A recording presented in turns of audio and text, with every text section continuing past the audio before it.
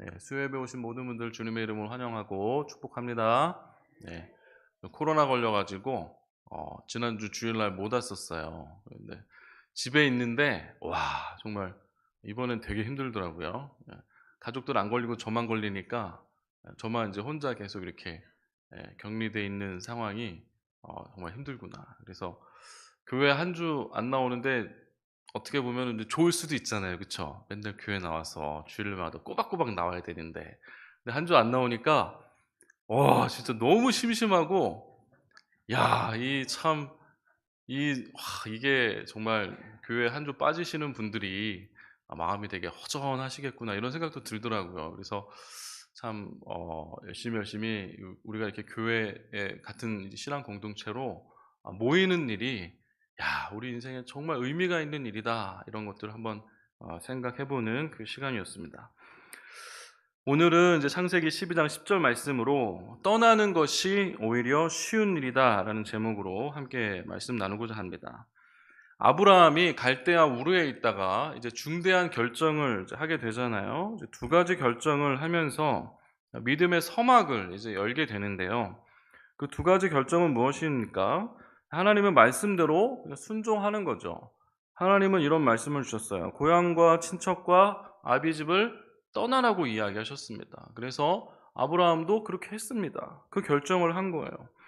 그리고 또 무엇이에요? 하나님께서 보여줄 그 땅으로 가라고 그랬어요. 그래서 아브라함도 좋습니다. 제가 떠나겠고 하나님이 보여줄 그 땅으로 가겠습니다. 그래서 결국은 아브라함은 가족들을 일부 데리고 하나님이 약속하신 그 땅으로 가게 되는 거죠. 하나님께서 보여줄 땅, 또 그 땅은 약속의 땅이기도 하고 거룩한 땅이기도 하고 생명의 땅이기도 한 거예요. 또 성서의 땅이라고도 이야기를 하잖아요. 근데 그곳에서 아브라함은 제단을 쌓고 여호와의 이름을 부르게 된다고 지난번에 이제 창세기 1절부터 10절 전까지 그렇게 쭉 살펴보았습니다. 그런데 기껏 이제 아브라함이 하나님의 말씀을 따라 순종해서 고향을 버리고 가족들도 버리고 이제 하나님 말씀 따라서 이렇게 찾아옵니다. 힘들게 찾아왔겠죠. 찾아왔는데 힘들게 찾아온 그 대가는 무엇이었습니까? 그 보상은 무엇이었어요? 거기서 기다리고 있었던 것은 가나안 땅에서 기다리고 있었던 것은 바로 아주 환대의 잔치가 아니고 기근이었어요, 기근. 그래서 오늘 말씀을 보시면 그 땅에 기근이 들었으므로 그래서 그 땅에 기근이 들었다. 얼마나 안타까운 일입니까? 처음에 고향 떠나오는 게 아마 힘들다고 생각을 했을 거예요, 아브라함이. 어떻게 내가 지금까지 나고 자란 이 땅을, 나의 부모도 나고 자란 이 땅을 내가 떠날 수 있겠는가? 그리고 생전 가보지도 않았던 그 땅을 내가 어떻게 가서 사는가? 그것이 정말 힘든 일인 줄 알았어요. 그런데 어떻습니까? 이제 하나님이 가라고 하는 곳으로 겨우겨우 와서 가나안 땅에서 이제 정착을 좀 해보려고 하는데 이게 웬일입니까? 거기에 터잡고 뿌리 내리는 것, 정착하는 게 이게 보통 일이 아니라는 겁니다. 우리가 이제 무슨 큰 일이 나면 이렇게 얘기하지 않습니까? 아이고, 그 난리도 아니요. 뭐 그러면서, 그렇죠? 약간 충청도 사투리가 좀 어울리는데, 그렇죠? 6.25 때 난리도 아니요. 그러면서, 그렇죠? 아유, 대단했어. 아주 막 이러면서 얘기하잖아요. 언제적 난리가 난리도 아니라고요? 6.25 때 난리가 난리도 아니라는 거예요. 그러니까 말하자면 고향 떠날 때 힘들었던 그 힘든 거는 힘든 일도 아니라는 거예요. 막상 와서 하나님이 거기 있으라고 해가지고 있으려고 하는데 거기 기근이 드니까 아이고 이 기근을 견디는 그 고통은 너무너무 힘들다는 거예요. 떠날 때 고통은 고통도 아니라는 거예요.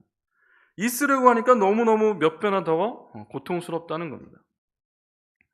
어떻게 이럴 수 있겠냐는 말입니다. 오늘 말씀은 분명히 우리에게 이야기하고 있는 거예요. 하나님 말씀을 따라가라고 합니다. 따라갔어요. 약속의 땅을 주겠다고 했어요. 조건이 하고 갑니다.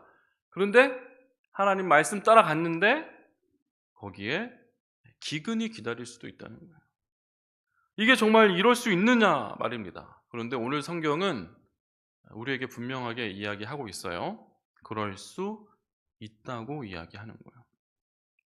그래서 오늘 말씀의 첫 번째 교훈은 하나님 말씀을 따라와도 기근을 만날 수 있다는 것입니다. 성경에 하나님 말씀을 따라가서 고생한 이야기, 기근을 만난 이야기가 또 있습니까? 우리 아브라함 말고 많이 나올까요? 조금 나올까요? 많이 나옵니다. 성경의 대부분 이야기가 사실은 그런 이야기예요. 그 중에서도 잘 알려진 한 가지 이야기, 출애굽 이야기를 간단히 좀 살펴보면 좋을 것 같습니다. 아브라함에서 시작해서 아브라함, 이삭, 야곱, 요셉 이렇게 이어지잖아요. 족장사가. 아브라함이 믿음의 조상이 되는 거죠. 처음 불렀으니까. 그 아들 독자 이삭. 이삭이 에서와 야곱을 낳았고 야곱을 통해서 12아들을 이제 낳게 되잖아요. 그래서 이제 야곱의 12아들이 12지파가 되는 거잖아요. 야곱이 이스라엘로 바뀌고, 그렇죠? 이름이 이스라엘로 바뀌니까 이스라엘의 12지파 이렇게 되는 겁니다. 그럼 야곱의 12아들이 이름이 뭔 줄 아십니까? 12아들. 제가 좀 시험을 좀 봐야 되겠는데 야곱의 12아들 이름을 좀 아세요? 제가 알려드릴게요. 르, 시, 레, 유, 단납, 갓, 아, 이스, 요, 베 이렇게 되는 거예요. 신대원 들어가려고 열심히 공부했는데 아직까지도 기억이 나요. 이게 보세요. 르 앞글자만 따면 르우벤, 시므온, 르, 시, 레위, 단, 납, 납달리, 갓, 아, 이스, 요, 베. 한 명이 없네요. 12명입니다. 네, 지금 12명 맞아요. 12명 맞는데 보세요. 아브라함, 이삭, 야곱이 이 12명의 아들을 낳았잖아요. 그리고 이제 요셉, 그 12명의 아들 중에서 몇 번째 아들이 요셉이에요? 르시, 레요, 단납, 가다이스, 요베. 요 마지막 12번째가 아니고 11번째가 요셉인 거예요.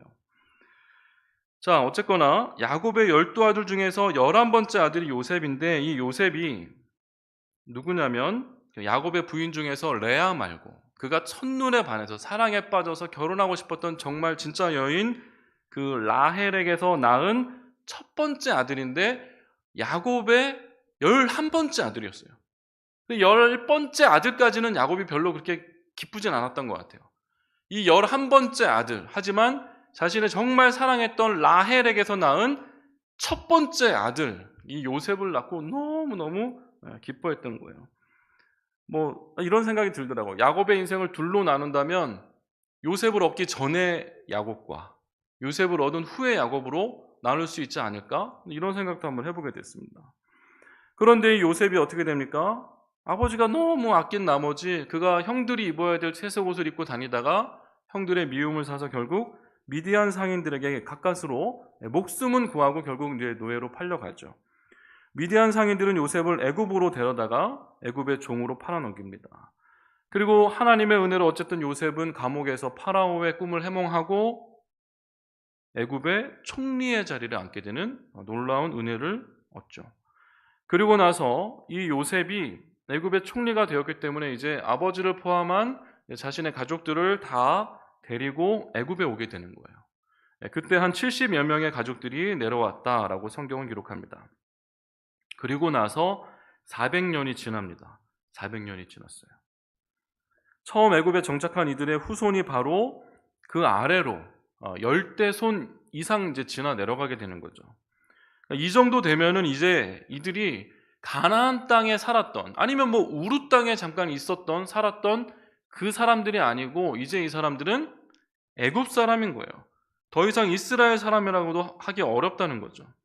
이렇게 설명드리는 데는 다 이유가 있습니다. 왜 그러냐면 할아버지의 할아버지, 할아버지의 할아버지의 할아버지로부터 계속해서 애굽에 뿌리 내려서 살아왔는데 과연 그 애굽을 떠나기가 쉬웠을까? 그 애굽을 출애굽하기가 정말 쉬웠겠냐는 말인 거예요. 그런 점에서 오늘 아브라함에게 본토 아비집을 떠나라고 했을 때 그 말을 들은 아브라함이 자신의 고향 대대로 내려 살아오던 그 땅을 떠나기가 과연 얼마나 쉬웠을까 하는 것을 우리가 한번 생각을 해봤으면 좋겠다는 겁니다. 그런데 그 힘든 결정을 해서 결국 그곳을 떠나왔는데 가나안 땅에 도착하자마자 반갑게 맞아주기는커녕 웬 기근이냐는 것입니다. 다시 출애굽 이야기로 돌아가면은요, 애굽에서 잘 지내면서 이스라엘 백성들이 한 400여 년을 살아오고 있습니다. 애굽을 떠나서 그런데 어느 날 이제 한 가지 소문이 돌기 시작하는데 이제 애굽을 떠나야 된다는 소문이 도는 거예요. 하나님께서 먼 조상 아브라함에게 약속하셨던 그 가나안 땅으로 돌아가야 한다는 소문이 돌기 시작합니다. 한때는 파라오의 아들이었다는데, 지금은 누군지도 잘 모르겠는데 우리 같은 민족 사람이라는데 노인이 와서, 어떤 모세라는 사람이 와서 마치 자기가 선지자인 것 마냥 이상한 소리를 하고 다닌다고 그런 이야기가 돌기 시작합니다. 그래서 이들은 떠나야 되나? 무슨 일인가 하고 생각하는데 떠나지도 않았는데 기근과 같은 일이 찾아오죠. 떠나지도 않았는데 애굽의 왕 파라오가 모세의 이야기를 듣고 이스라엘 백성들을 아주 그냥 못 살게 구는 거예요. 평소에는 이스라엘 민족에게 관심도 없었는데 바로가 이제는 이스라엘 백성들이 떠난다는 이야기가 나오니까 이들을 괴롭힐 뿐만 아니라 이제 그때부터 이제 눈 크게 뜨고 이제 쳐다보는 거예요. 저들이 이제 어떻게 하나 이제 보는 겁니다. 좋습니다. 어쨌거나 여러 일들을 통해서 결국은 출애굽을 하게 됩니다. 힘든 결정을 하는 거예요. 10대 이상 조상 대대로 살아오던 그 터전을 이제 떠나야 되는 겁니다. 400년이나 묵은 터전을 떠나는 일이 6.25 때 난리처럼 쉬운 일이 아니었습니다. 오히려 묵은 터전을 떠나는 일이 차라리 더 쉬웠다는 겁니다. 6.25 때 난리는 난리도 아니었다는 것을 그들이 떠난 이후에 당한 일을 생각해 보면, 떠나면 좋은 일이 생겨야 되는데 떠난 이후에 더 크고 힘든 일이 생기는 것을 보면 떠나는 것은 별로 힘든 일이 아니었다는 거예요. 결국은 하나님의 말씀을 따라서 이스라엘 백성들이 애굽을 떠났지만 그들이 만난 것은 탄탄대로가 아니라 넓고 붉은 깊은 바다였습니다. 하나님의 말씀을 듣지 않고 그냥 애굽에 남아 있었다면 생명부지하면서 잘 살 수 있었는지도 몰라요. 그런데 하나님 말씀 듣고 말씀대로 애굽을 떠나고 나니까 바다에 빠져 죽게 된 겁니다. 살 수가 없게 된 거예요. 이 기근이 보통 기근이 아니죠. 다 죽게 될 기가 막힐 기근이 이스라엘 백성들 눈앞에 찾아온 거예요. 하나님 말씀 따라 떠나왔지만 상황은 하나님 말씀 따라 떠나기 전보다 더 안 좋아진 상황이죠. 아브라함도 그랬고 여기 지금 출애굽하는 이스라엘 백성들도 그런 겁니다. 우리 인생에도 이런 일이 충분히 생길 수 있다는 거예요. 우리도 그럴 수 있다는 겁니다. 그러면 문제는 그럴 때 어떻게 해야 하냐는 겁니다. 그럴 때 오늘 아브라함은 어떻게 했습니까? 아브라함은 그 땅에 기근이 찾아오니까 어떻게 했어요? 거기에 거류하지 못하고 애굽에 거류하려고 애굽으로 내려가는 거예요. 저기 우르에서 가나안 땅까지 왔으니까 가나안 땅에서는 이제 애굽 가는 게 더 쉬워요. 그러니까 어떤 사람이 저기 어디 멀리 살다가 여기 성남에 이사 왔어요. 성남으로 이사 왔어요. 그러면 여기 롯데타워 한번 와보지 않겠습니까? 네, 그렇죠. 롯데타워 한 번은 와볼 거 아니에요. 그런 격인 거예요. 우르에 살다가 가나안 땅 왔으니까 거기서 조금 더 걸어 내려가면 갈 수 있는 그 가나안 땅으로 애굽으로 가는 겁니다. 그러니까 이 역사를 쭉 따라가다 보면은 이 당시 애굽의 그 발전 정도가 어마어마한 거예요. 그러니까 애굽에 한 번쯤은 다 가보고 싶을 정도로 그 당시 최대의 어떤 제국이 바로 애굽 제국이잖아요. 그 당시 아브라함도 우리가 지금 사진으로 본 그 피라미드를 아브라함이 그때도 보고 있었을 거예요. 1300년이 될 때까지, 서기 1300년이 될 때까지 애굽에 몇천 년 전에 아브라함 시대에 지어진, 그보다 그 전에도 지어진 그 피라미드가 우리가 알고 있는 1300년 전까지 세계에서 가장 높은 건물이었어요. 세계에서 가장 높은 건물. 어마어마한 거예요. 그러니까 그곳에 한번 가보고 싶지 않았겠냐는 거예요. 그러니까 아브라함도 기근을 만나니까 그냥 애굽으로 그냥 다시 내려가는 겁니다. 그럴 때 우리는 과연 하나님 말씀을 따라서 왔는데 기근을 만나면 우리는 과연 그럼 아브라함처럼 여기는 아닌가 보다 하고 다시 또 그 자리를 떠나야 되느냐, 아니면 어떻게 해야 되느냐, 이것을 오늘 말씀을 통해 깨닫길 원합니다. 아브라함처럼 하나님 말씀 따라왔고 삶의 터전을 버리고 모든 기반도 버리고 떠나왔는데 막상 하나님 말씀을 따라와서 만난 것이 기막힌 기근일 때 아브라함은 그냥 떠났지만 성경은 여기에서 하나님이 아브라함이 떠난 것에 대해서 크게 무엇이라고 이야기하고 있지 않고 어느 정도 묵인하고 넘어가고 계시지만 이 성경이 지금은 계시가 처음으로 이제 막 빛을 발하면서 성경에 이제 드러나기 시작할 때예요. 하나님의 계시가 처음으로 이렇게 막 드러나고 있을 때입니다. 그래서 구체적으로 하나님도 말씀하지 않으시는 거예요. 하지만 성경을 계속해서 읽어가다 보면 하나님은 분명하게 말씀하세요. 하나님 말씀을 따라갔지? 그래, 잘했다.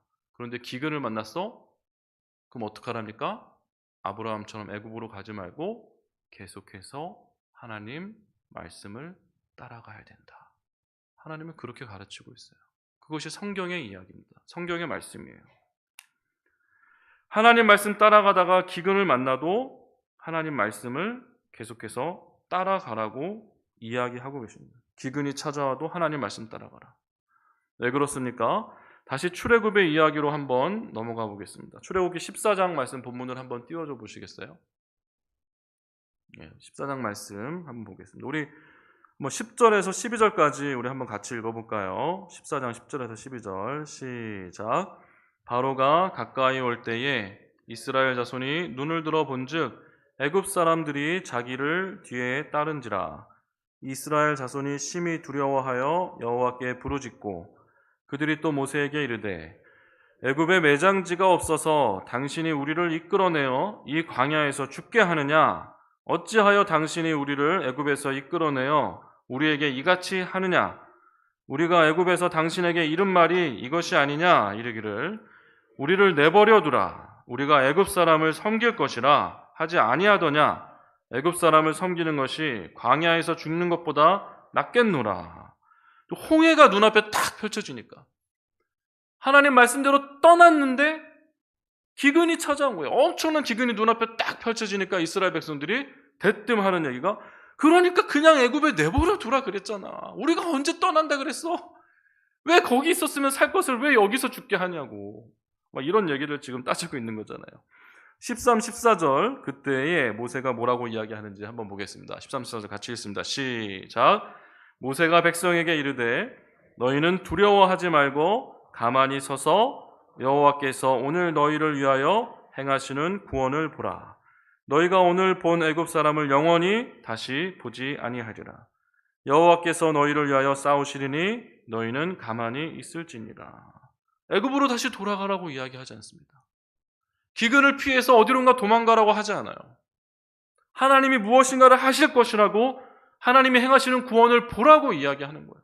말씀 붙잡고 그곳에 가만히라도 있으라는 거예요. 그 이야기를 지금 하고 있는 겁니다. 15, 16절 말씀 보겠습니다. 시작. 여호와께서 모세에게 이르시되 너는 어찌하여 내게 부르짖느냐? 이스라엘 자손에게 명령하여 앞으로 나아가게 하고 지팡이를 들고 손을 바다 위로 내밀어 그것을 갈라지게 하라. 이스라엘 자손이 바다 가운데서 마른 땅으로 행하리라. 생각지도 못한 기이한 방법으로 하나님이 이스라엘 백성들을 구원해내시는 거예요. 만약에 아브라함이 만약이지만 그 기근 앞에서 애굽으로 내려가지 않고 하나님 죽어도 여기서 죽겠습니다 하고 그 기근 앞에서 다시 제단을 쌓고 하나님께 여호와의 이름을 부르면서 하나님께 제사를 드렸다면 상황이 어떻게 달라졌을지 몰라요. 30절에서 31절 말씀 마지막으로 봅니다. 시작. 그날에 여호와께서 이같이 애굽 사람의 손에서 구원하심에 이스라엘이 바닷가에서 애굽 사람들이 죽어 있는 것을 보았더라. 이스라엘이 여호와께서 애굽 사람들에게 행하신 그 큰 능력을 보았으므로 백성이 여호와를 경외하며 여호와와 그의 종 모세를 믿었더라. 그렇습니다. 결국 말씀 따라와서 기근을 만났는데 거기에서 하나님을 간절히 부르짖어 찾아서 하나님의 능력을 보게 된 겁니다. 결국 기근을 만나는 그 순간 그곳에 그냥 멈춰 그냥 그 자리를 지키고 있었더니 결국은 31절에 뭐라고 말합니까? 애굽 사람들에게 행하신 그 큰 능력을 보았으므로 이렇게 기록하는 거예요. 결국 하나님 말씀을 계속 붙잡고 있으면 기근을 만났을 때 내 힘으로는 어찌할 수 없어도 결국 하나님 말씀 붙잡으면은 하나님의 능력을 보게 된다는 겁니다. 그래서 오늘 말씀하고 있는 거예요. 기근의 때가 바로 여호와의 능력을 보게 될 때라는 것입니다. 여러분 이것을 믿으십니까? 기적적으로 홍해는 건넜습니다. 그리고 죽을 고비, 죽을 기근도 피했지만 다시 광야를 만나죠. 그런데 기근이 1차에 끝나지 않고 2차, 3차 계속 오는 거예요. 우리도 이것을 준비해야 돼요. 방심하면 안 됩니다. 우여곡절 끝에 광야를 지나고 결국 요단강을 건너 들어가게 되었을 때 이스라엘 백성들은 분명히 깨닫게 되는 게 한 가지가 있었어요. 하나님이 구름 기둥과 불기둥으로 눈동자같이 우리를 지켜주셨구나. 정말 그럴 줄 몰랐는데 정말 지켜주셨구나 라는 것을 깨닫는 겁니다. 하나님 말씀 따라오기를 너무나 잘했구나. 눈앞에 찾아온 기근이 두려워서 그것을 피하고 싶고 정말 그 기가 막힐 기근 때문에 정말 이해가 되지 않고 입술로 불평하고 하나님 원망하고 싶었지만 그러지 않고 하나님 말씀 따라 지금까지 따라오기를 너무나 잘했구나. 이것을 결국 깨닫는 겁니다. 그런데 그러지 못하고 그 눈앞에 찾아온 기근 때문에 하나님께 불평하고 원망해서 결국 요단강에 건너 들어오지 못한 우리의 선조들. 그 사람들이 그래서 그렇게 된 거구나라는 것도 다시 깨닫는 거예요. 중도에 포기하고 결국 하나님께서 약속하신 그 땅도 밟아보지 못한 그들을 또한 생각하면서 내가 하나님 말씀 붙잡고 지금까지 이렇게 기근에 아랑곳하지 않고 따라온 것이 얼마나 잘한 일인지 다시 한번 깨닫게 되는 겁니다. 저 여호수아와 갈렙처럼 나도 그렇게 하기를 너무나 잘했구나. 우리도 인생 살아가다 보면은 기근을 만날 때가 있습니다. 그렇죠? 지금도 기근 중에 아마 계신 분이 있을 거예요. 그때마다 우리가 분명히 그렇게 고백했으면 좋겠어요. 하나님, 뒤로 돌아가진 않겠습니다. 차라리 여기 있을지언정. 내가 기근이 무서워서 뒤돌아가진 않겠습니다. 하나님의 능력을 나타내 주십시오. 그렇게 기도할 수 있었으면 좋겠습니다. 참 하나님의 사랑을 많이 받았던 사람 중에 다윗도 있잖아요. 다윗이 지은 시 중에 누구나 다 좋아하는 시죠. 시편 23편에 보면은 내가 사망의 음침한 골짜기로 다닐지라도 해를 두려워하지 않을 것은 주께서 나와 함께 하심이라. 주의 지팡이와 막대기가 나를 안위하시나이다. 이렇게 고백하는 거예요. 그런데 한번 생각을 해보세요. 하나님이 다윗을 얼마나 사랑했습니까? 다윗도 하나님을 얼마나 의지했어요. 그런데 왜 다윗이 사망의 음침한 골짜기를 지나야 하냐는 말이에요.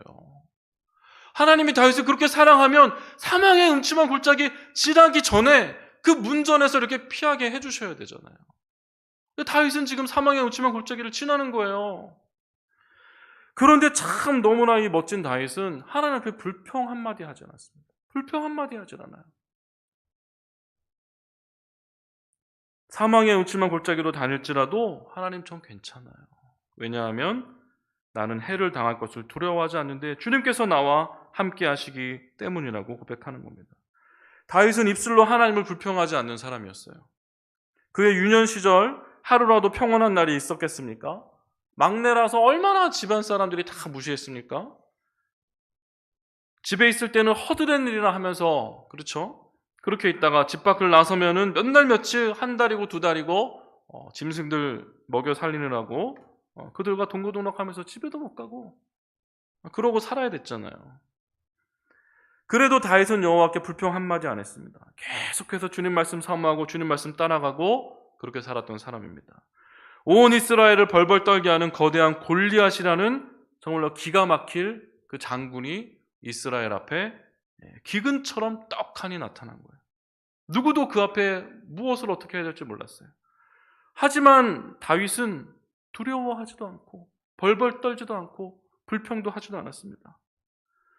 또 어떻습니까? 자기를 죽이려고 자기에게 창까지 던지면서 또 훈련된 군사를 풀어서 마치 짐승 사냥하듯이 그냥 구석구석 자기를 뒤쫓던 그 사울 왕이 있었잖아요. 장인어른 있잖아요. 그런데 그가 그 기가 막힐 정말 인생의 기근과 같은 그 장인어른을 눈앞에 두고도 어떻게 하려고 하진 않습니다. 불평도 하진 않아요. 여호와의 말씀을 그저 따라가려고 자기의 기세로 자기의 지혜로 무언가 어떻게 해보려고 하지 않고 그저 묵묵히 주님 말씀, 주님 뜻 따라가려고 계속 그 말씀의 자리를 지켜가는 거예요. 그러니까 어떻게 합니까? 결국 그 말씀을 따라가다가 이스라엘 백성들이 눈앞에서 홍해 갈라지는 것을 보았던 것처럼, 여호와의 능력을 보았던 것처럼 다윗도 그의 인생에서 놀라운 여호와의 능력을 경험하게 되었던 것입니다. 여호와의 말씀을 따라가도 우리는 기근을 만날 수가 있습니다. 기근 만날 수가 있어요. 그러나 믿음이 있고 하나님 말씀을 굳건히 믿는 사람은 그 기가 막힐 기근이 찾아와도 믿음을 잃지 않고 뒤돌아가지 않고 계속해서 하나님 말씀 붙잡는 사람인 줄 믿습니다. 우리가 그렇게 되길 원하는 거예요. 구름기둥과 불기둥으로 우리를 지켜주시고 눈동자같이 우리를 반드시 보호하고 우리를 구원해 주실 것을 우리가 믿어야 하는 것입니다. 그럴 때에 하나님께서 우리의 기근 가운데에도 여호와의 능력으로 우리에게 은혜를 베풀어 주실 줄 믿습니다. 아멘. 그렇습니다. 말씀 조금만 더 나누겠습니다. 두 번째로 떠나는 것이 더 쉽다는 거예요. 두 번째 교훈은. 결국은 하나님 말씀 따라와도 하나님 있으란 곳에서 감당치 못할 기근을 만나면 제 아무리 믿음의 조상이 나중에 이제 믿음의 조상이 될 아브라함이라고 해도 그 기근을 견뎌내기가 쉽지 않다는 겁니다. 그래서 결국 애굽으로 떠나게 됐잖아요. 그런 아브라함을 누가 욕하겠습니까? 그래서 결국 어떡합니까? 약속의 땅이고 생명의 땅이고 그것이 아무리 하나님이 주시기로 한 그 땅이라고 해도 살기 위해서 그곳을 떠나게 되는 일이 생길 수 있다는 것입니다. 이제 우리가 새생명 축제를 이제 준비하는데요. 우리가 기도하며 예수님을 믿고 신앙생활을 시작하는 사람들이 있다면 그 신앙생활을 이제 막 시작하는 사람들이 있다면 그 사람들도 아브라함과 같은 사람들이에요. 지금은 믿음이 약하지만 믿음의 1세대지만 그들의 후손들을 통해서 하나님이 어떤 역사를 이뤄낼지 모르는 지금 우리가 봤을 땐 믿음이 연약한 자지만 결국 믿음의 조상이 될 아브라함과 같은 그런 사람들이라는 거예요. 그 사람들이 1세대 믿음 신앙생활을 하는 자이건 아니건 사실 그것이 그렇게 중요한 것은 아닙니다. 그런데 중요한 것은 하나님 말씀을 따라서 하나님 말씀 따라서 교회를 나왔는데 그곳에서 제단을 쌓고 여호와의 이름을 불렀는데 그들도 어느 날 아브라함처럼 그곳에서 생각지도 못한 기근을 만날 수도 있다는 겁니다. 우리 교회에 나와서 예배드리고 하나님 이름 부르고 제단 쌓고 착할 신앙생활 하고 있는데 기근을 만날 수가 있다는 거예요. 낯선 땅에 첫 발을 디딘 난민들이 이야기를 합니다. 어떤 소설 속에서 어떤 그 라오스 이제 논픽션 소설이었는데 라오스 난민으로 이제 미국에 정착한 어떤 여류 소설가가 적은 소설을 읽어본 적이 있는데요. 이런 이야기를 하는 거예요. 여기까지 오는데 정말 오랜 시간이 걸렸다. 목숨 걸고 여기까지 왔다. 그런데 여기에 오고 나니 우리를 원하는 사람은 아무도 없었다. 이렇게 적는 겁니다. 여기까지 오는데 너무나 오랜 시간이 걸렸는데 여기에 오고 나니까 우리를 원하는 사람이 아무도 없다는 거예요. 아무도 날 찾지 않고 아무도 날 원하지 않는 것. 이것이 얼마나 괴로운 일인지 아십니까? 제가 일주일 동안 코로나 격리돼 보니까 알겠더라고요. 너무 힘들었어요. 딱 코로나 때문에 힘든 게 아니고 코로나 죄송하지만 아무 증상도 없었어요. 냄새 안 났어요. 냄새 처음에 목요일 날 냄새 안 난 거 금요일인가? 그거 말고 잠깐 이 열이 오르려고 하다가 감기인 줄 알고 주사 맞았는데 코로나가 뚝 떨어졌어요. 근데 코로나 확진이 나왔어요. 그래서 아무 별 증상도 없이 그냥 일주일 동안 격리했어요. 부럽죠? 그래서 쉬울 줄만 알았는데 더 힘들더라고요. 더 힘들어. 이게 지금 뭐 하는 건가 싶은 거예요. 아무도 절 찾지 않아요. 아무도 절 뭐 기다리는 사람이 없어요. 그냥 너는 너대로 있어라 이거죠. 암 환자들이 이렇게 이야기를 한다는 거예요. 암 때문에 죽을 게 아니고 암에 걸려서 병원에 있으니까 외로워서 죽겠다는 거예요. 우울감이 찾아오는 게 아니라 우울증에 정말 쪄들어서 죽을 지경이라는 거예요. 실제로 그렇답니다. 아무도 날 찾아오지 않고 아무도 날 원하는 사람이 없는 거예요. 암보다 더 그 외로움이 죽을 만큼 괴롭다는 겁니다. 신년 특별 새벽기도 마치고 우리가 마음을 모아서 우유 배달 후원했잖아요. 그 인터뷰 영상에 나오는 내용을 보니까 그렇잖아요. 노년에 혼자 되신 분들이 찾아오는 사람이 없어서 내가 죽었는지 살았는지도 모르고 그냥 그렇게 한 달이고 두 달이고 가다가 내가 그렇게 죽을까 봐 그것이 두렵다 이야기하잖아요. 아무도 찾아오는 이가 없다는 것, 아무도 반가워하는 사람이 없다는 것, 이것이 정말 지나칠 정도로 큰 고통이고 기근일 수 있다는 거예요. 우리가 결국은 새 생명으로 초대했는데 우리가 그들을 반기지 않으면 우리가 그들에게 기근이 될 수 있다는 거예요. 아브라함이 가나안 땅에 도착했을 때 여기 성경에는 그 땅에 기근이 들어라고 기록하고 있는데 말씀을 묵상하다 보니까 정말 땅에 기근만 있었을까 이런 생각이 드는 거예요. 그 땅에만 기근이 있었을까? 그 가나안 사람들은 아브라함에게 기근이지 않았을까? 이런 생각이 들더라고요. 아브라함이 부푼 기대감에 가나안 땅에 도착을 했지만 그 본토 사람들 중에 누가 과연 아브라함을 쌍수 들고 환영한 사람이 있었겠습니까? 지나가는 여행객이라면 환대해 주었을지도 모릅니다. 그런데 이 사람이 정착하려고 왔대요. 정착하려고 왔대요. 새 생명 우리가 전도하면은 그 VIP도 정착하려고 오는 거잖아요. 상황이 비슷하더라고요. 정착하려고 오니까 반갑지가 않아요. 왜요? 내 짐승들 풀어서 먹여야 되는데 지금 아브라함이 짐승들 많이 데리고 왔어. 그러니까 무슨 생각합니까?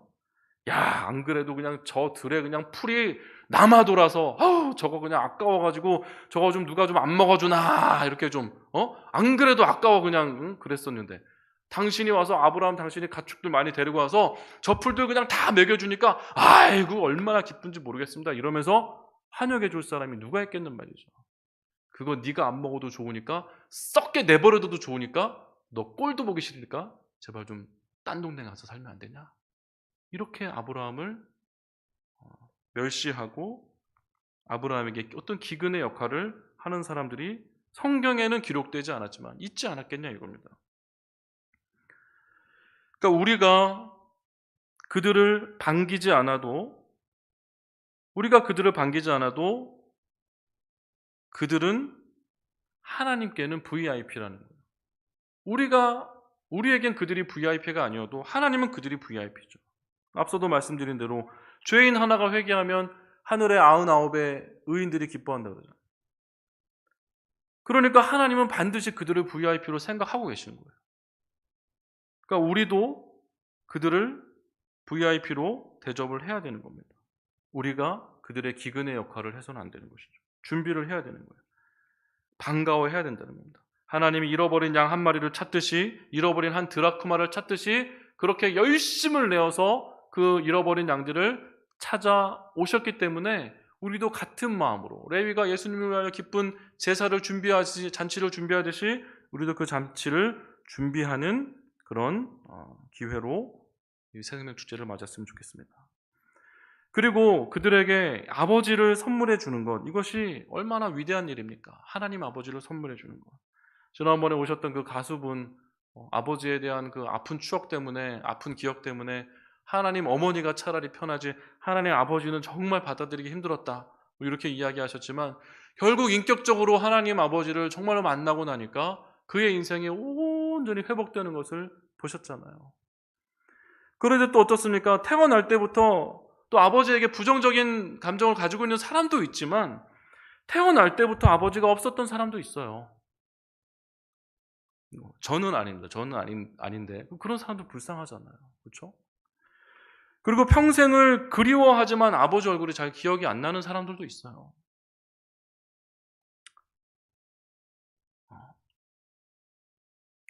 너무 일찍 이별한 사람들도 있잖아요. 그렇죠? 네. 저는 아니에요. 하지만 제 주변에는 있습니다. 그런 사람들이 있어요. 그런 사람들이 아버지에 대해서 이야기하는 것은 정말 사무칩니다. 정말 사무쳐요.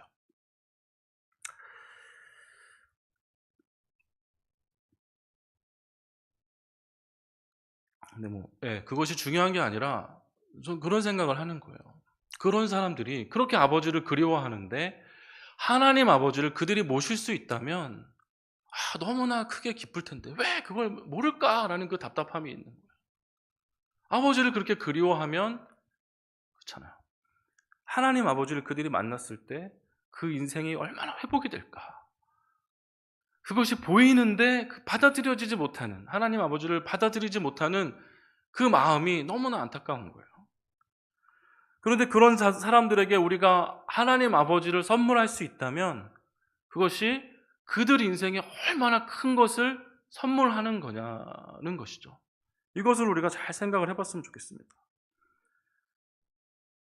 그분이 우리의 아버지, 전능하신 우리 아버지, 우리를 만드시고 창조하시고 지으시고, 우리가 기근을 만나지만 그 기근 때문에 두려워할 것이 아니라 그 기근을 만났을 때 능력을 행하시고 구름기둥과 불기둥으로 결국은 모든 고난을 다 넘겨서 요단강을 건너 하나님 품에 안기기까지 우리를 인도하실 그 좋으신 아버지 하나님, 그분을 전하는 것이 이 새생명 축제를 준비하는 우리의 마음과 자세가 아닐까 생각을 해보는 거예요. 그 마음으로 아브라함과 같은 믿음으로 우리가 또 기근을 또 대하고 살아야 되겠지만, 또 그 마음으로 하나님을 기뻐하기 위해 잔치를 준비했던 그 레위의 마음으로 우리도 새생명 축제를 준비하고 우리의 VIP가 아니라 하나님의 VIP인 그 사람들을 잘 반갑게 맞아줄 수 있는 우리 모두가 될 수 있기를 주님의 이름으로 축복합니다. 아멘.